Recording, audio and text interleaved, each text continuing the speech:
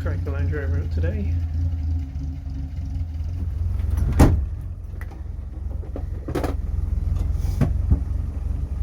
Rightio, let's roll. And headed out to the local library to pick up some books to drop to a fella, because normally I'd cycle there. Today it was raining, so I thought we'd take the Land Rover. When I say we, just me.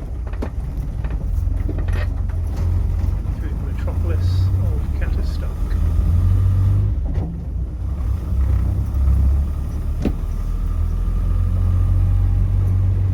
Yeah, well, here we are. That's where the community library is. Offshore off again.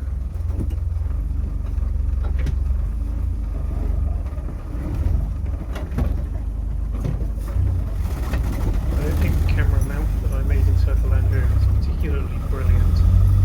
I think I'll probably remount it up behind the rear seat so that you're looking sort of both windscreens, not just this one. It'll become apparent later also why I think that's so much. It's not just the vibration thing.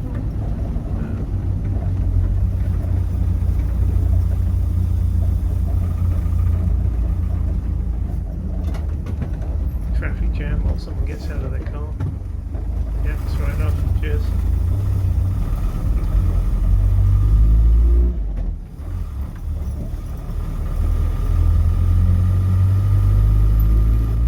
Yeah, I thought I'd speed this up for your sanity. It's not I can't really drive that fast. It'd be cool if it did, but it won't. So yeah, at a Catterstock, down Sandhills, take a right. Up this road, make a left in here, down past the orchard here on the right, Worsh.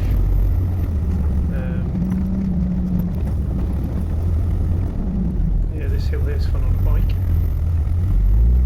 Yeah, they got a flat bit, then it started to rain, and now you can see why I don't like this camera position very much.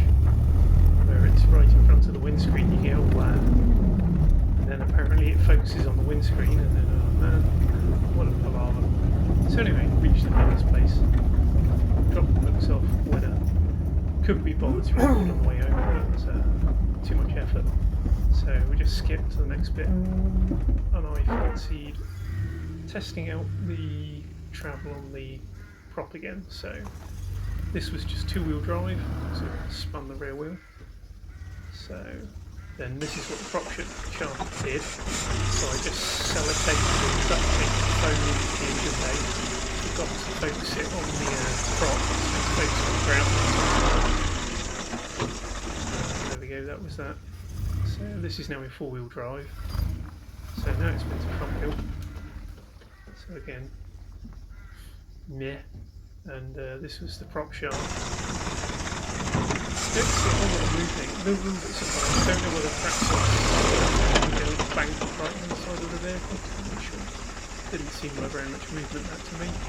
So I don't think cross-axling really does a whole pile. Then I engaged the rear diff. And this was as far as we got with the rear diff engaged. I think it probably would have pushed further, but I didn't feel like chewing up the bank too much. So yeah. And again, not a whole pile of movement out of the prop again. So a little bit surprised. There we go. I think that space is alright. I think I'm going to keep it. Don't forget to like and subscribe.